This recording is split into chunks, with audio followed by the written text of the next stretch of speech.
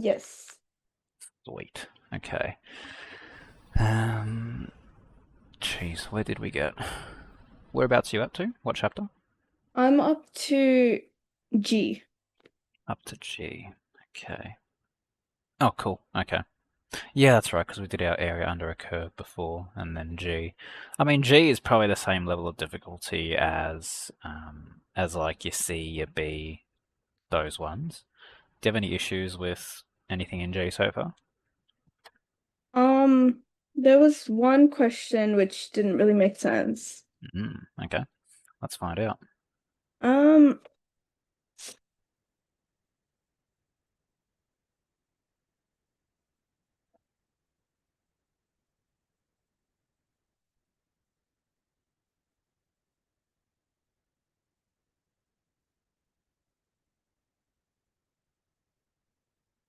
question 3.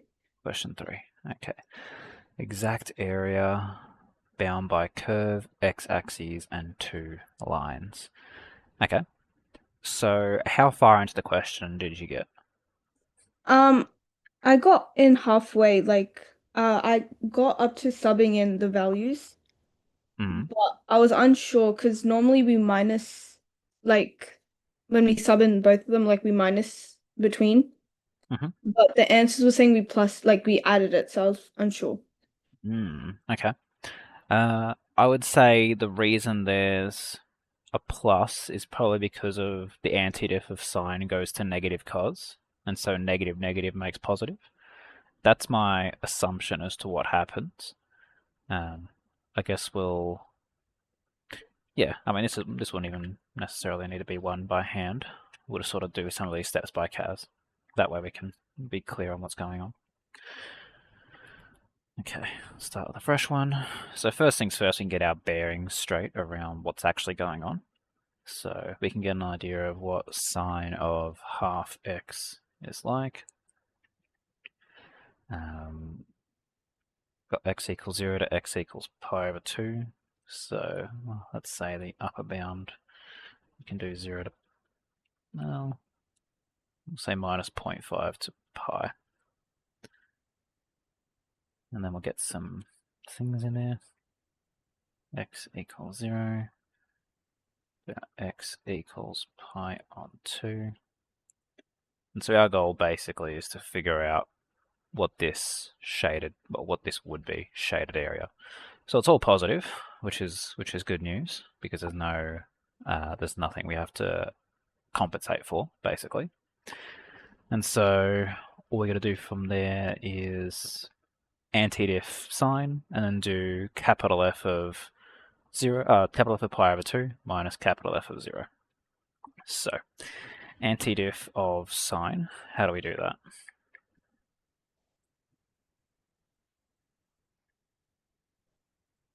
It would turn into cos. Yep, turn into cos, absolutely. And if there's a half x on the inside, like there is in this case, what does that look like? That would be negative 2 cos half x. Yeah, negative 2 cos half x sounds good to me. That'll be our capital F of x. And then from there, we're doing capital F of pi over 2 minus capital F of 0. Capital F of pi over 2 minus capital F of 0. The reason this might look like a plus is because if you expand what capital F is in both cases, you're going to have negative 2 cos half pi over 2 minus negative. So it's going to be a plus at that spot. Plus 2 cos half 0. That's where this plus will come in. Does that sound about right for what you were saying? Yeah. Yeah, okay. Yeah, that's really it. Everything else is pretty chill. So you're going to have negative 2 cos pi on 4. And you're going to have plus 2 cos 0. All you got to do now is know what cosine of pi over 4 and cosine of 0 are. Do you remember what those are? Cosine of 0 is 1.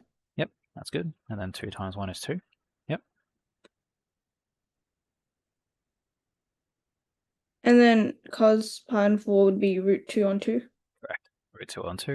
And then when you multiply by that negative 2, you're just going to end up with negative root 2. Remember if that was the answer in the book? Yeah, that's what I got. Yeah, sweet. I mean, yeah, that is that. There wasn't any reason why it should be a plus versus a minus. Not fundamentally anyway. The only reason it became a plus was because negative negative. Cool. Yeah. All right. Anything else from here or otherwise come up that you want me to have a look at? Not yet, because I'm still going through it. You're going through it. Okay. Cool. Well, that being the case, I mean, do you want to go through them together here? Or would you rather have a look at something? Um,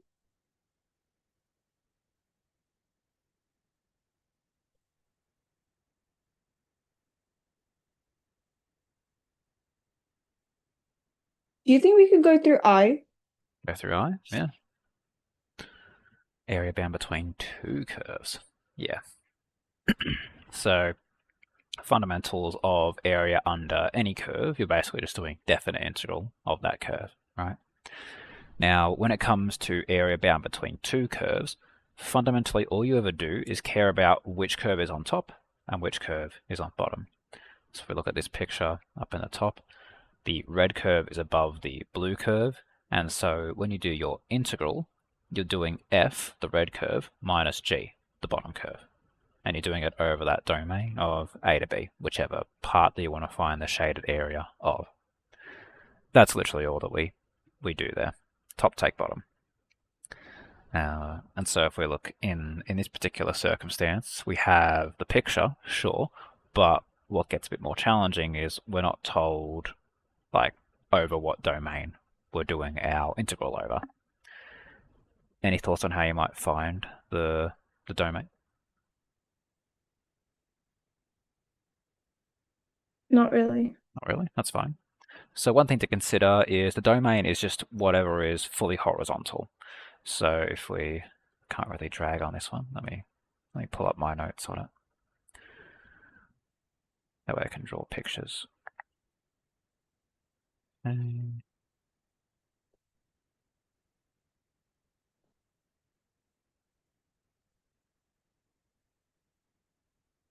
no, not this one. What am I doing? That's the wrong document. There we go. So if we liken it to this kind of question here, the domain is going to be whatever the horizontal span is of the bound area. So if you imagine the width of this rectangle, basically, is what your effective domain is going to be. And so that being the case, how might we find the upper and lower bound of the domain?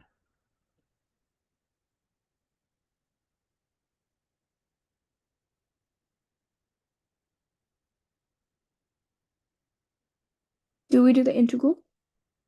We will need to do the integral, yeah. We'll do the integral of top take bottom, but we need to know over what the terminals of the integral are, right? How far it stretches horizontally. What's our lower bound, what's our upper bound. That bit you won't be able to get from integral. How might you get that bit?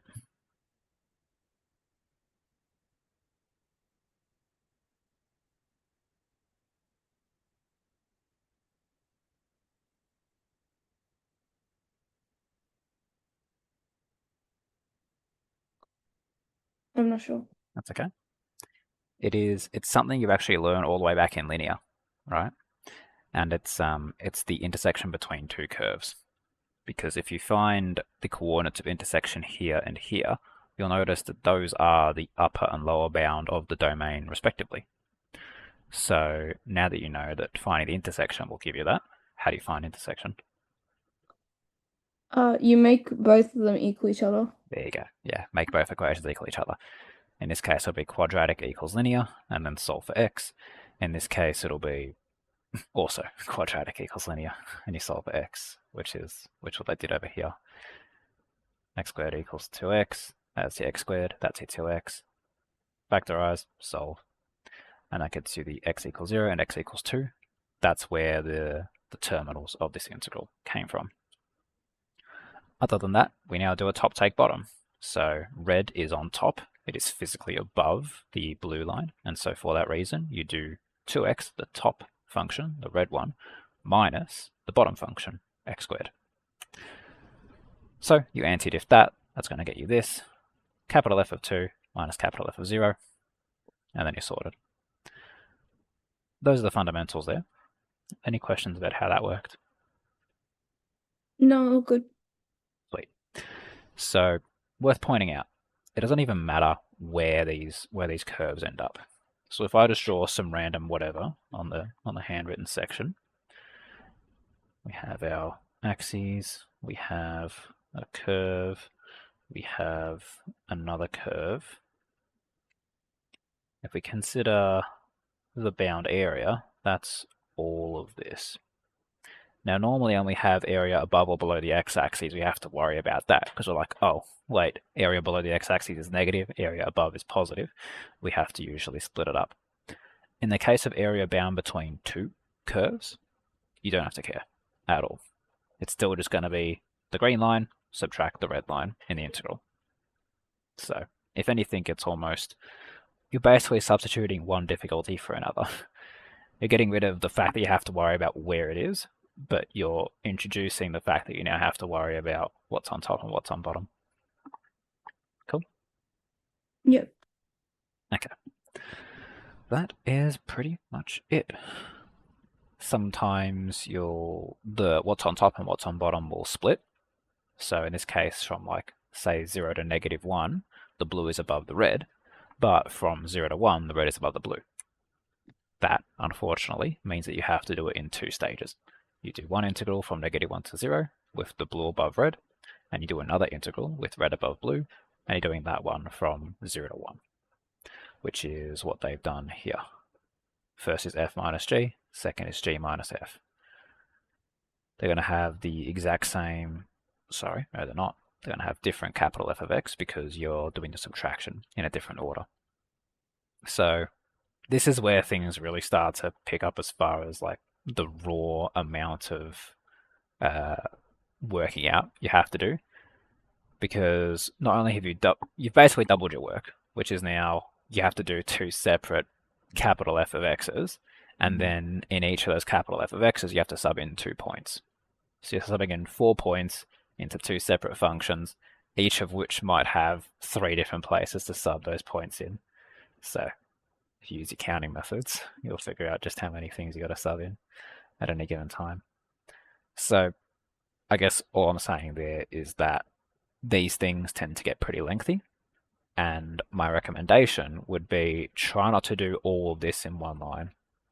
Like, you can write this statement that says area equals this, but then go ahead and do this one first, this one next, and then add them together.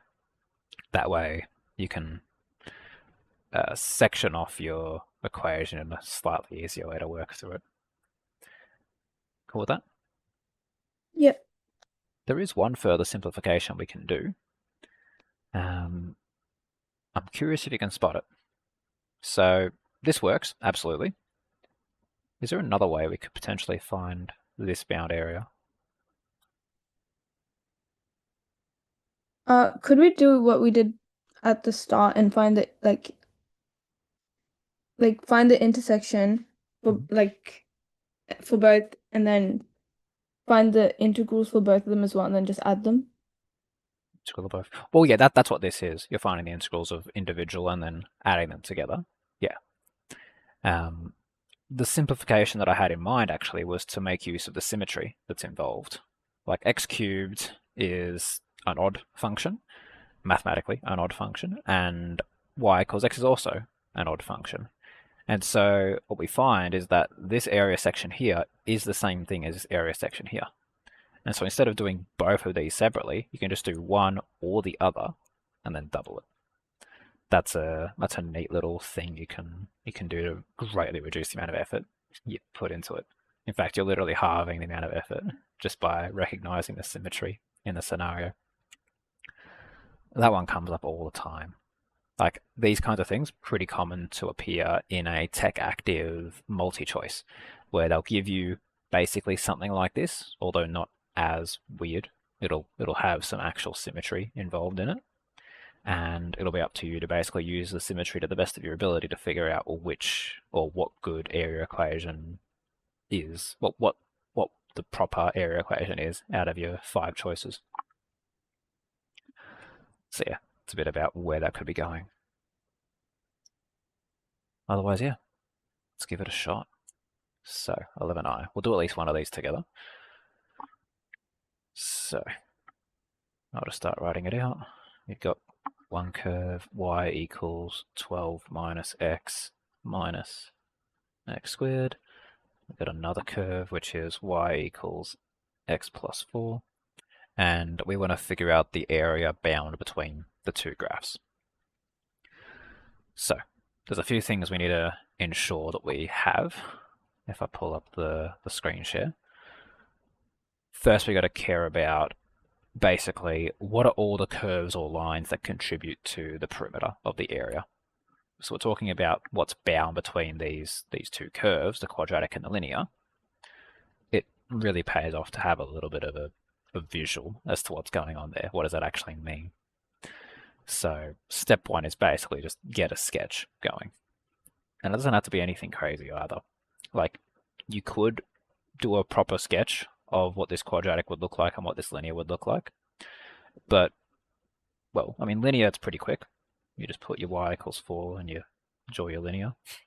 And apparently you missed the spot, so never mind. And then the quadratic, you know it's a negative quadratic. So realistically speaking, as long as it's not like below here, then you're fine with where you've put it. If you did have to figure out where it actually was, of course, you can complete the square, you can do quadratic formula, you can do whatever you like, but basically speaking, it's going to be something like this. And so the bound area would just be what the lines bind as the shape. So this makes the bottom of the shape, and the green makes the top of the shape. What we want is this, more or less. Okay? Yeah. Cool. So that's step 1. Identify the curves that matter for finding the perimeter, or for finding the area. Step 2. Identify the endpoints of the bound area. So we're talking about the full domain of how far horizontally the area stretches. How might we do that?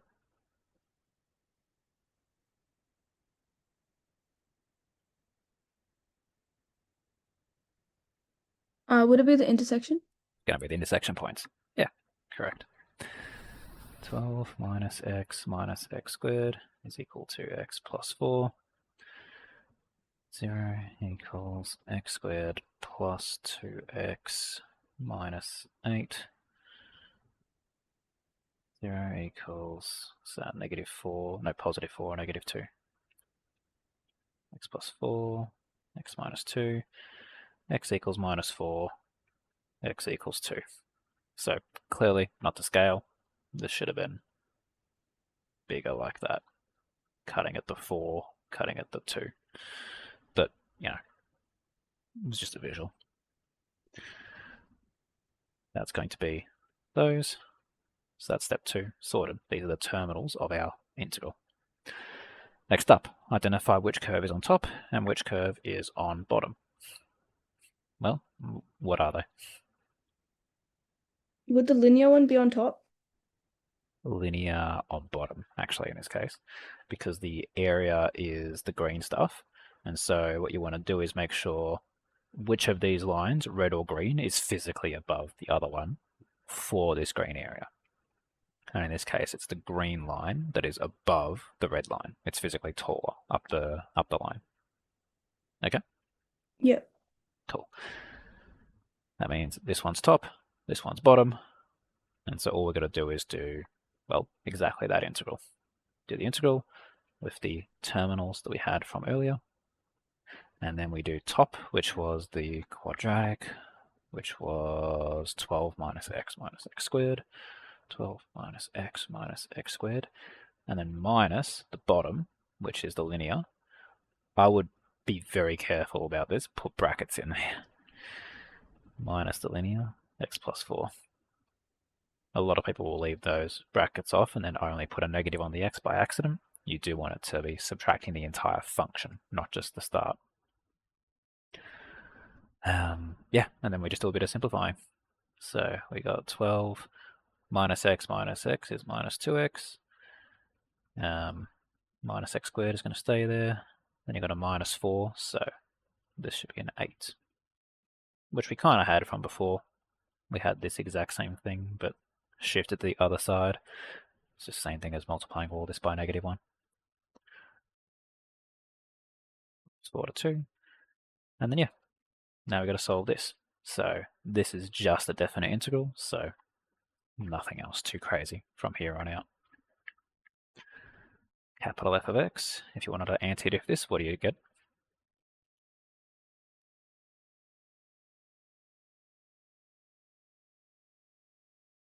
Currently muted if you're talking. It would be ax minus x squared minus x cubed over 3. Yep, that's it. We can ignore the plus c, we don't really care for it when it comes to definite integrals. Capital F of 2 minus capital F of minus 4, and then, well, that's just algebra at that point. Do you want to see that live, or you're happy enough with where that ends up? Yeah, all good. Sweet. Okay, so that's question 1. Question 2 is basically the exact same thing. Question 3 is the same thing.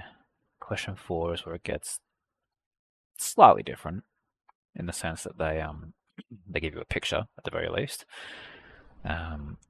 The first question is how to solve the area of P.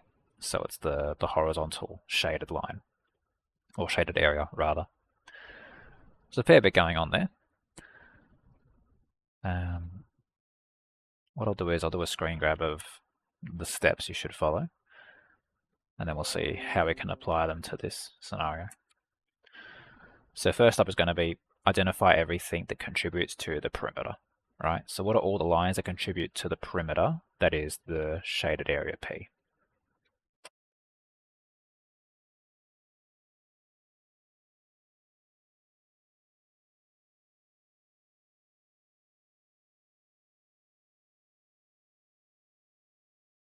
Could we use symmetry and find Q and then would find P as well? Find Q and that'll find P. Is Q the same as P? Well, it's definitely not the same as the entirety of P. Maybe it's this section? Probably not. I don't think those are going to be the same. Because Q relies on the red and the blue, whereas P, this section of P, relies on just the blue and the black line. I don't think there's going to be symmetry there, but it's a good idea to think in terms of symmetries, absolutely. I just don't think that's one of them. What else could we do to find P? Reminder that P is everything from everything that's in the shaded bit.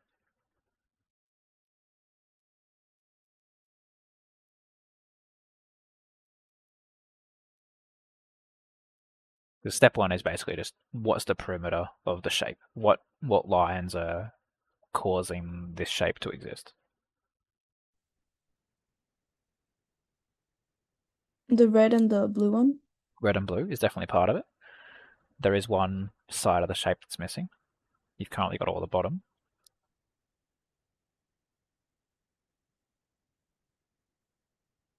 The y equals E? I can see. Yeah. So you want to be able to draw a complete line around the shape to fully bind it, because that'll give you the shapes or the equations that matter when it comes to finding the bound area. So that's good. We got y equals e, we got e to the negative x, we got e to the positive x. The next question now is to identify the essentially the domain, right? You want to figure out the endpoints of the bound area, the full domain of it. So how far horizontally does that area of P stretch? Until the the point that they've given. Yeah, that'll be the upper bound. How far behind does it go? At 1. This one's 1 here, so this is the furthest right. What's the furthest left? Or did you mean this one? Yeah. Yeah, okay. That's like a y equals 1.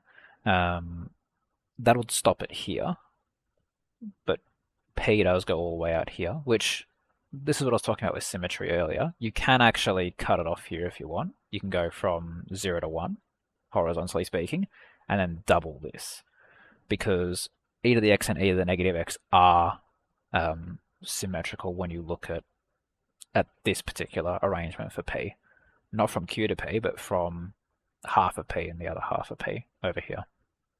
So because we know that this right-hand side is half of P, then yeah, you could cut it off from 0 to 1, do your integral, and then double it at the end.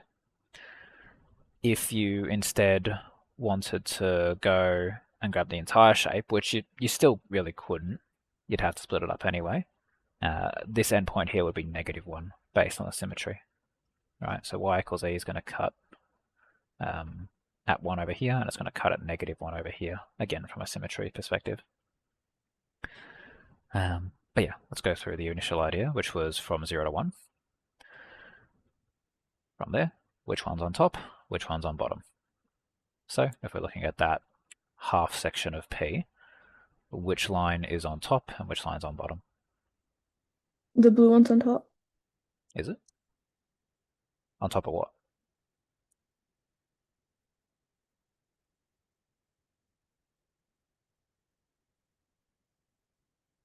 The top of the red, but the red doesn't actually matter for this half section of P. The black one is on top. There you go, black line's on top. So you got to look specifically for P, it only was bound by this blue line, the y-axis, and y equals e. If you wanted to look holistically, it'll also have this red and this black over here, but because we're going to only look at this half section, we only care about this blue, this black, and the y-axis. So yeah, e is top, e to the x is bottom. From there, we just do our integral. Now, reminder, of course, we're going to double that because we're only looking at half the area. So we're going to do 2 times the integral from 0 to 1 of top, which is y equals e, minus bottom, which is e to the x. This will focus eventually. There we go. And then, yeah, so only thing to watch out here is that this e is in fact a constant. So when you do your capital F of x, you are actually going to get ex, not e to the x. Okay? Yep. Sweet. So that's capital F of x. You're still going to have the 2 out from earlier. Capital F of 1 minus capital F of 0. And, well, just like before, that's just algebra. Cool with that? Yep. Okay. Next up, slightly more, well, maybe even not that much more challenging, actually. Q might honestly be easier to do. So if we now want to figure out area of Q, again, following the framework, what are the lines that make up the perimeter of Q? The blue and the red lines. Blue and red, that's definitely part of it. There's one side that's missing.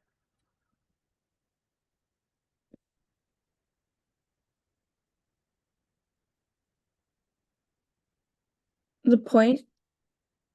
Yeah, kind of. The point would be specifically up here, but we're talking really about the entire black line, x equals 1. But yeah, that's more or less correct. Cool. And so again, we want to create the entire shape. It's made up of this blue section, this black section, and this red section. Cool. Next step is how far horizontally does it span?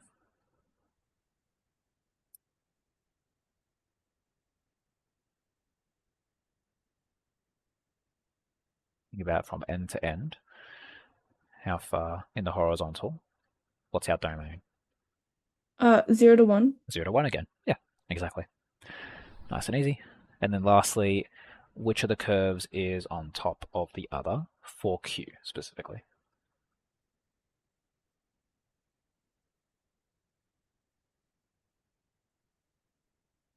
The blue's on top of the red.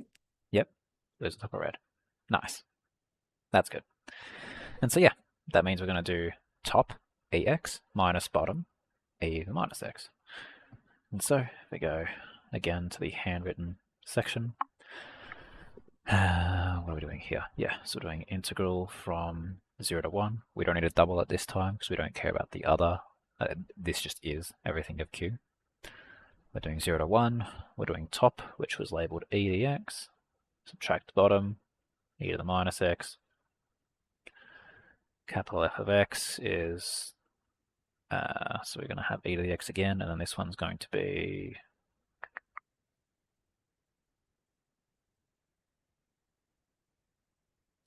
yeah, I think that's right. If that, yeah, okay. Oh wait, sorry, no, this would stay as negative.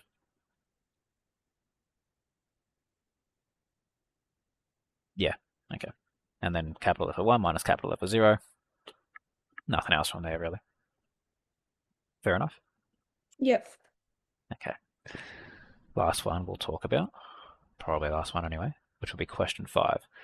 Now, I will say off the bat, this does use the exact same procedure that we just did, although it might not be as obvious what's going on. First question, what are all the lines that make up the perimeter of this shape?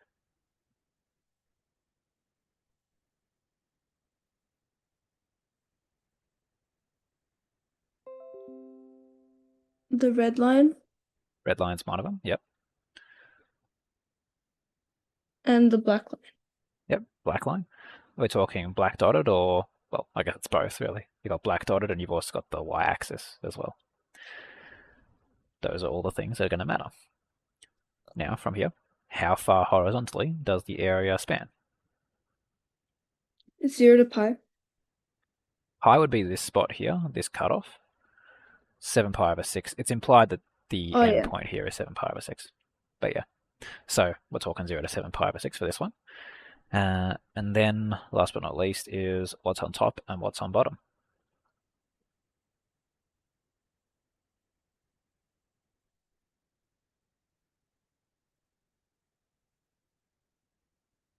This is where it might feel a bit tricky.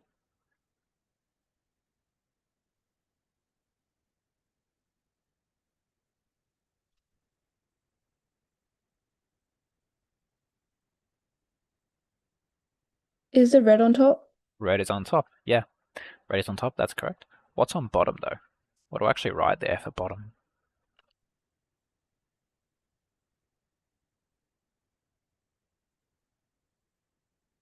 How would you describe that horizontal dotted line? I'm not sure. Okay. Do you know how you draw a horizontal line on the curve?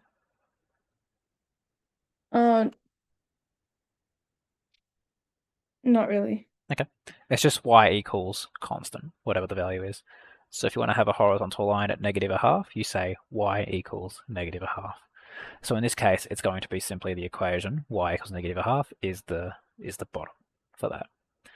So now you know if you ever want to draw any horizontal line on the CAS, y equals whatever that line is going to be. Fair enough? Yeah. Sweet. All right, that brings us to end of class on this one. So yeah, that's about it really. I'll leave you to it. Thank you. No worries. Take care.